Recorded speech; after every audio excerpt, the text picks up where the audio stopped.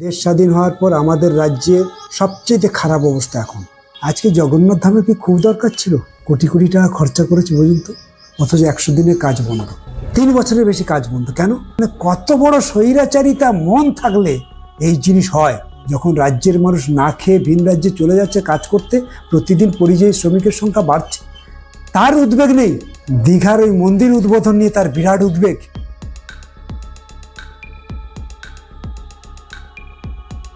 সরকারি টাকায় দীঘায় জগন্নাথ মন্দির তৈরি করা হয়েছে। এ প্রসঙ্গে কি বললেন ক্ষেতমজুর সংগঠনের রাজ্য সম্পাদক নিরাপদ সর্দার? দেশ স্বাধীন হওয়ার পর এই প্রথম আমাদের দেশে এত বেকার। দেশ স্বাধীন হওয়ার পর আমাদের রাজ্যের সবচেয়ে খারাপ অবস্থা এখন। বরং 1977 সালে আমাদের রাজ্যের সার্বিক যা চেহারা ছিল, জরাজীর্ণ অবস্থা ছিল, কাজ ছিল না, হাহাকার ছিল, অভাব ছিল, তার চাইতে খারাপ অবস্থা এখন। এখন ছেলে মেয়েদের লেখাপড়া নেই, এখন ছেলে মেয়েদের কাজ নেই, মানে দোকানপাট বন্ধ হয়ে যাচ্ছে, কলকারখানায় নতুনের কোনো প্রশ্ন নেই, যা জরাজীর্ণ ছিল সেগুলো বন্ধ হয়ে যাচ্ছে। খুব অভাব অনটনের মধ্যে আমাদের রাজ্য আছে।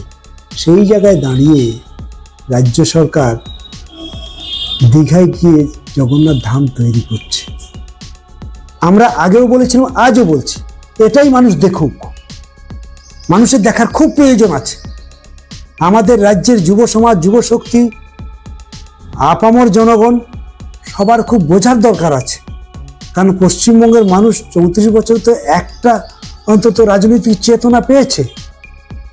এখন সেইটা উপলব্ধি করুক যে যারা সরকারে আছে তারা সত্যি সত্যি আমাদের রাজ্যের ভালো চাইছে, নাকি তারা যখন বিপদে পড়ে গেছে তখন ধর্মের হাত ধরে তারা মানুষকে আবার ভোট বাক্সে নিয়ে এসে টিকে থাকতে চায়।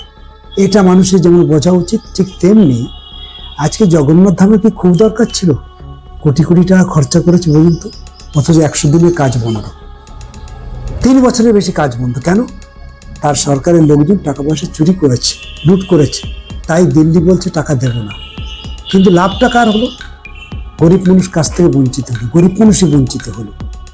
আর আমাদের রাজ্যে প্রতিদিন মানে ঘটনা ঘটছে দেখছেন, কলকাতা থেকে শুরু করে সর্বত্রই, চাকরিহারা থেকে শুরু করে যা যা ঘটনা ঘটছে।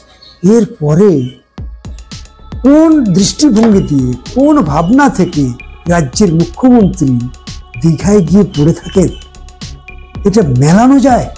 মানে কত বড় স্বৈরাচারিতা মন থাকলে এই জিনিস হয়। যখন রাজ্যের মানুষ না খেয়ে ভিন রাজ্যে চলে যাচ্ছে কাজ করতে, প্রতিদিন পরিযায়ী শ্রমিকের সংখ্যা বাড়ছে, তার উদ্বেগ নেই। কিন্তু সে দীঘার ওই মন্দির উদ্বোধন নিয়ে তার বিরাট উদ্বেগ, বিরাট চাঞ্চল্য আমরা দেখেছি। সুতরাং এইরকম একটা সরকার যদি ক্ষমতায় থাকে, আগামী দিন আমাদের রাজ্যের ভবিষ্যৎ অন্ধকারে চলে যাবে। সেই জন্যে এই যা কাজ করেছেন আমাদের রাজ্যের মুখ্যমন্ত্রী, আমি তার তীব্র প্রতিবাদ করছি, তীব্র ঘৃণা করছি, নিন্দা করছি। সরকারের দায়িত্ব হচ্ছে মানুষকে দুবেলা দুমুঠো ভাত দেওয়ার জন্য, কাজ দেওয়ার জন্য, শিক্ষা দেওয়ার জন্য, ধর্ম করার জন্য নয়। ধর্মটা তার ব্যক্তিগত ব্যাপার।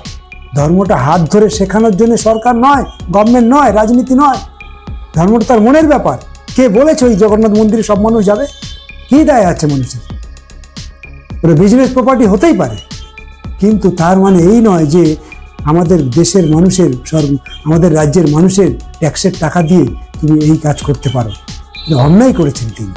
এই অন্যায়ের প্রতিবাদ আমরা ইতিমধ্যে বলা শুরু করেছি, মানুষের মধ্যে যাচ্ছে, মানুষই বিচার করবে। সেই জন্য এই প্রতিবাদী মন নিয়ে আমরা এই দীঘাতে যে জিনিস হলো তার তীব্র প্রতিবাদ করছি। এটা বন্ধ হওয়া উচিত। বিধানসভা ভোটের দিকে তাকিয়েই কি দীঘায় জগন্নাথ মন্দির তৈরি? ওরা তো তাই করছে। আসলে দেখুন, আমাদের রাজ্যটা যেমন একটা সরকার চালাচ্ছে, তেমনি দেশে বিজেপি আছে।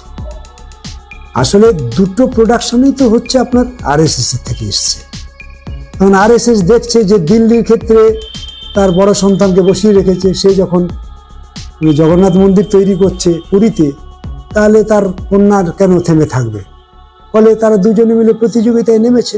আসলে লক্ষ্য দুজনের এক, দুজনের লক্ষ্য এক, কারণ এরা দেখছে যে গোটা দেশে মানুষকে ঐক্যবদ্ধ করার মতন একটা রাজনৈতিক দল আছে, তারা হচ্ছে বামপন্থীরা। তারাই গোটা ভারতবর্ষের বিভিন্ন দলগুলোকে প্রায় বলা যেতে পারে এখন কন্ট্রোল করার চেষ্টা করছে, কন্ট্রোলই করছে, তাদের কথা মতোই সব হচ্ছে। এরা সবই হচ্ছে মানে ধর্মকে আর রাজনীতিকে মেশাতে চায় না, আর আমরা ধর্ম আর রাজনীতিকে মেশাতে না পারলে টিকতে পারবো না। সেই জন্য আমি ভারতবর্ষে ওটাকে মেশানোর চেষ্টা করছি। তুমি পশ্চিমবঙ্গে আছো, তোমারও দায়িত্ব ধর্ম আর রাজনীতিকে মিশিয়ে এগোতে হবে, তাহলে এগোতে পারবে না। ফলে এরা দুজন এই কাজ করছে, তার বিরুদ্ধে মানুষকে আমরা যা যা বলার তা আমরা বলার চেষ্টা করছি। দীঘার জগন্নাথ মন্দিরে দিলীপ ঘোষের উপস্থিতি প্রসঙ্গে কি বললেন নিরাপদ সর্দার? মানে এই সমস্ত নিয়ে কোনো চাঞ্চল্যকর মনোভাব নেই। কারণ ব্যাপারটা হচ্ছে কেন যাবে না? দিলীপ ঘোষের বোন তো হচ্ছে মমতা ব্যানার্জি। RSS এর সন্তান যদি মমতা ব্যানার্জি আর নরেন্দ্র মোদী হয়, দিলীপ ঘোষ তো তার থেকে বাদ যায় না। তাহলে এই রাজ্যে দিলীপ ঘোষ একটা সময় এই রাজ্যের দায়িত্বে ছিলেন, তাহলে তার বোন এইরকম একটা বিরাট বড় মহৎ কাজ করছে, ধর্ম রাজনীতি মেশানোর জন্য সবচেয়ে গুরুত্বপূর্ণ ভূমিকা ও পালন করছে। সেখানে দিলীপ ঘোষের তো যাওয়া উচিত, তার দর্শন অনুযায়ী যাওয়া উচিত। ফলে ও গেছে ওখানে। বাকি যারা চেঁচামেচি করছে তারা মানুষকে বিভ্রান্ত করার চেষ্টা করছে, এটার পিছনে রাজনীতি।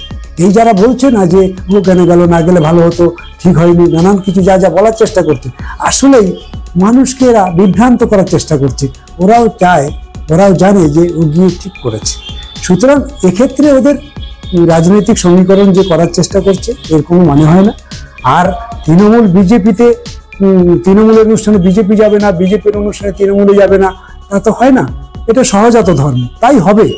হ্যাঁ, সুতরাং দুটো যখন একই গোডাউন থেকে যখন মাল বেরোচ্ছে ভিন্ন ভিন্ন নামে, সুতরাং এটাকে ওরা আলাদা করে মানুষের সামনে তকমা দেওয়ার চেষ্টা করছে। দেখ না, আমরা আলাদা, ভিন্ন, মানুষ যাতে ধরে না ফেলতে পারে।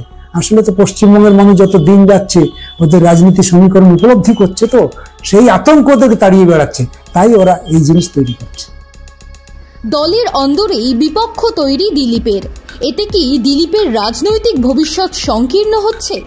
বাড়ছে কি তৃণমূলে যোগদানের সম্ভাবনা? ওর সংকীর্ণ হওয়ার বাড়ার কি এসে যায়? দিলীপ ঘোষ যদি এখানে না থেকে যদি তৃণমূলে চলে যায় কি হবে? আজকে যারা ছটফট করছে কাউকে, তারা দিলীপের কোথায় উঠবোস করবে? এতে কিচ্ছু এসে যায় না। হ্যাঁ, এই যা কিছু হচ্ছে, আমি আবারও বলছি, যা কিছু হচ্ছে রাজনীতি করার জন্য মানুষের মধ্যে একটা প্রতিচ্ছবি ফেলার চেষ্টা করছে এরা।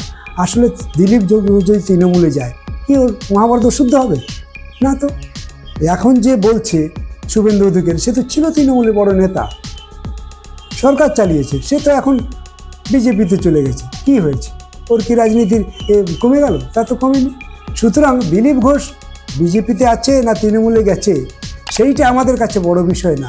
আমাদের কাছে বড় বিষয় হচ্ছে ওরা দিলীপ ঘোষকে সামনে রেখে গোটা দেশ এবং রাজ্যের যে খারাপ পরিস্থিতি তৈরি হয়েছে, আমাদের কাজ, আমাদের চাকরি, আমাদের শিক্ষা, স্বাস্থ্য, ঋণ, সব কিছু মিলে যে গোটা দেশ এবং রাজ্যের তরসাতলে যাচ্ছে, এইগুলোকে সামনে নিয়ে এসে মানুষ যাতে এটাকে কামব্যাক করতে না পারে, মানুষ যাতে এটাকেই আন্দোলনের হাতিয়ার করতে না পারে, তার জন্যে এই জিনিস মানুষের সামনে তারা নিয়ে যাওয়ার চেষ্টা করছে। গভীরভাবে যদি বিশ্লেষণ করা যায়, দেখা যাবে যা কিছু হচ্ছে সে উপরের নির্দেশ মতোই হচ্ছে।